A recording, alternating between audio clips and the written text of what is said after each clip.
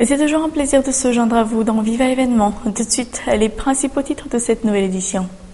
Diplomatie, le nouvel ambassadeur de l'Union européenne à Madagascar, Antonio Sanchez Benedito Gaspar, prend les rênes après Leonidas Tesapsidis. Insécurité, 2 épiceries Cisaitos victimes d'attaques à main armée, 1 million d'arrières dérobées. Les détails dans cette édition. La sempiternelle question des îles éparses sera discutée au prochain sommet des Nations Unies à New York. Les Français sont sur leur garde et mettent la pression sur le régime radonarmampienne. Les précisions dans quelques instants. Et enfin, dans l'actualité internationale, il y a le virus Ebola. Les États-Unis renforcent la lutte contre l'épidémie. 3000 militaires déployés en Afrique de l'Ouest.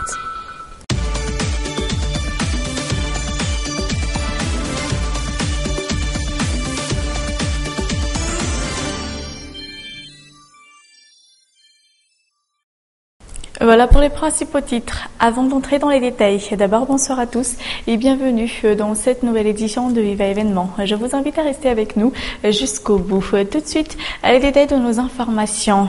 Insécurité dans la capitale, les attaques à main armée affluent ces derniers temps. Hier, 2 nouvelles victimes, 2 épiceries, 6 Aitos, des assauts faisant état de plus d'1 million d'arrières disparus. Anassou Nsaranjansou. Hier soir, ces 2 épiceries étaient victimes d'une attaque à main armée. Pour cette épicière, le choc a été rude. Dépourvue de moyens pour se défendre, elle n'a rien pu faire face à la situation.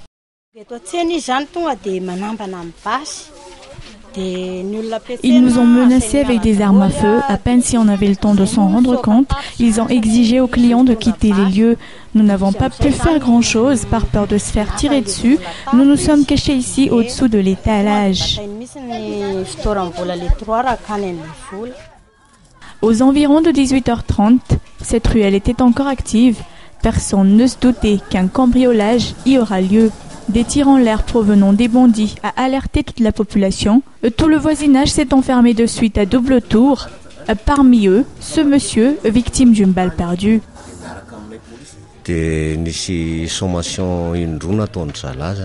Ils ont lancé 2 tirs en guise de sommation. J'ai été victime du second tir en protégeant mes enfants. J'ai remarqué qu'ils étaient 4 dont 1 masqué et 3 à visage découvert.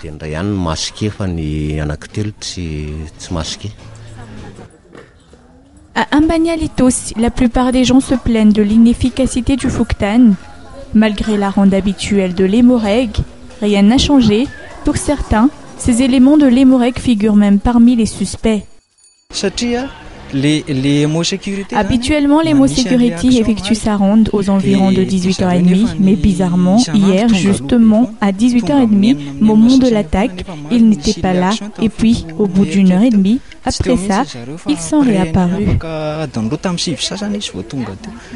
Au niveau du Fouktan d'Ambanialitos, aucun projet visant à renforcer la sécurité n'a encore eu de résultats positifs. Cette même année, ces 2 épiceries ont été 2 fois victimes de cambriolage.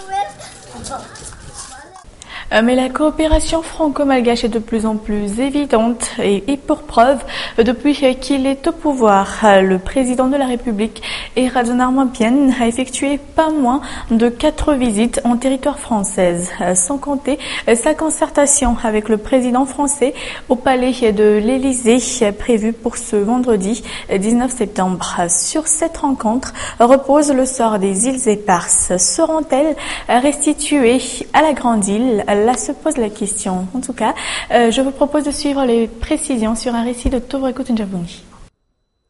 Le régime radonarmampienne est sous direction française. La situation actuelle est telle qu'elle le fut du temps de Zafi Albert.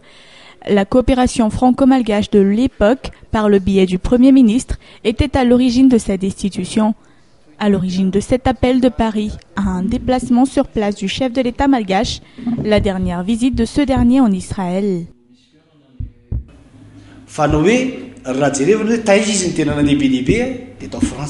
Il a été en France plusieurs fois et même si la France n'est pas la destination précise, il y fait souvent escale, ce qui signifie que nous sommes encore sous l'emprise des Français et c'est sûr que cette fois-ci, les Français le convoquent en raison de la coopération entre Israël et Madagascar. Ce fut le même cas pour Zafi Albert.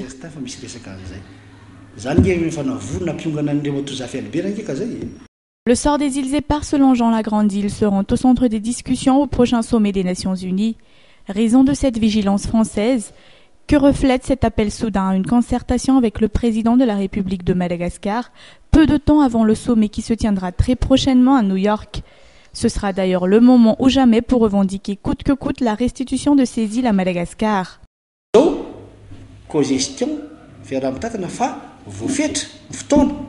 Durant les 3 années de cogestion, il suffit de diversifier les relations internationales d'ordre économique, commercial et diplomatique, surtout aux États les plus puissants, notamment l'Australie, qui est parmi ceux qui évitent toute cohésion française.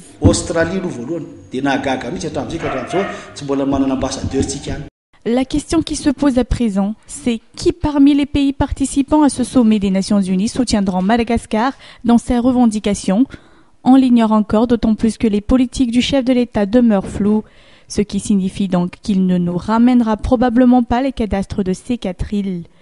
D'autant plus que l'État ne semble pas bouger le moindre petit doigt pour la revendication de la restitution de ces îles à Madagascar. À croire que le régime craint la France, surtout en termes économiques. Diplomatie, comme je vous le disais en titre, après Leonidas Tesapsidis, en espagnol, Antonio Sanchez Benedito Gaspar est le nouvel ambassadeur et chef de la délégation de l'Union européenne à Madagascar. Il a présenté ce jour une copie de sa lettre de créance au chef de la diplomatie malgache Arsurazaf Chimp. D'ailleurs, l'Union européenne engage un nouveau financement de plus de 450 millions d'euros pour Madagascar d'ici 2015. Notons également qu'Antonio Sanchez Benedito Gaspar présentera dès demain sa lettre de créance au président de la République, Eraduna Armapian. Ça, c'est l'enveloppe qui sera disponible pour les prochaines années, au cours de cette prochaine année. Et ensuite de ça, il y aura aussi des programmes spécifiques dans des secteurs spécifiques. Mais ce sont des programmes qui vont se développer dans les prochaines années. Mais on va commencer immédiatement. En fait, déjà, il y a une coopération très importante entre l'Union européenne et Madagascar. On dépendra de chaque programme, de chaque projet, mais en principe, le plus important, c'est qu'il y ait une appropriation de la partie malgache. Et on va toujours suivre, nous associer, nous aligner avec les priorités définies par le gouvernement, par les autorités malgaches. Mais lors d'une conférence de presse tenue ce jour, la cellule de crise pour la sauvegarde de la liberté de presse a réclamé la démission du ministre de l'Environnement, Antel Meraparani. À titre de rappel, ce dernier avait suspecté certains médias de complicité avec les trafiquants de bois de rose. Par ailleurs, la cellule de crise revendique également un temps d'antenne sur les chaînes nationales TVM et RNM. Adoption de la télé numérique terrestre. En plus des 22 millions d'ariars que les chaînes audiovisuelles privées malgaches devront débourser tous les mois, si la TNT s'avère être effective dans le pays, elles devront aussi prévoir une réversion technique par rapport aux normes technologiques que requiert ce basculement vers le numérique. Anna Muriel, Yves Janel. La caméra sera le premier matériel qui devra être revu avant de basculer vers la télévision numérique terrestre. Et pas n'importe quelle caméra, elle devra avoir l'option HD pour pouvoir transmettre l'image au format HD requise par la TNT. Cette caméra qui coûterait pas moins de 8 millions d'arials actuellement, selon les estimations des techniciens. Il faudra adapter la qualité de l'image et du son à la TNT. De quoi s'agit-il exactement? La TNT requiert un format HD. Il y a déjà le Pro HD et 4K et autres, mais je pense que les 720p seront soi-disant acceptables.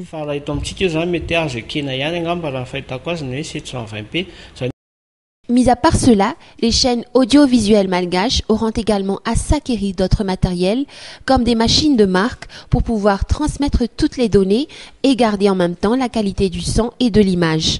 C'est surtout une question de qualité des machines utilisées pour monter les images HD. Jusqu'ici, il y a le Macintosh, mais certains ordinateurs n'ont pas les capacités requises pour son utilisation, à moins d'être rudement boostés.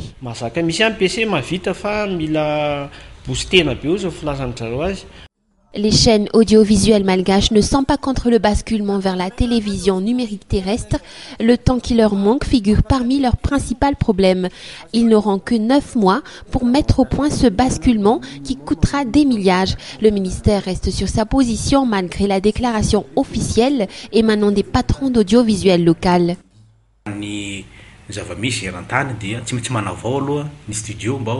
entrons dans l'évolution technologique internationale. Il s'agit de tout numériser jusqu'au moindre détail, et que ce soit les studios ou les divers matériels techniques. Et c'est nécessaire par rapport au diffuseur duplex qui concernera tout Madagascar.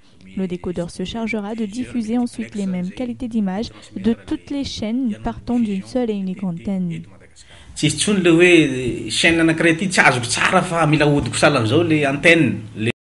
À prendre ou à laisser, Madagascar sera contraint de basculer vers la TNT d'ici juin 2015. Le ministère de la Communication qui reste muet suite à la déclaration des propriétaires d'audiovisuels. Concernant les fréquences, elles seront destinées à utiliser pour améliorer l'accès de la grande île à Internet haut débit, un projet qui est encore en cours de réalisation. Point final de cette édition. Merci à tous de votre attention. Au prochain rendez-vous demain à la même heure. Excellente soirée en compagnie de Viva. Au revoir.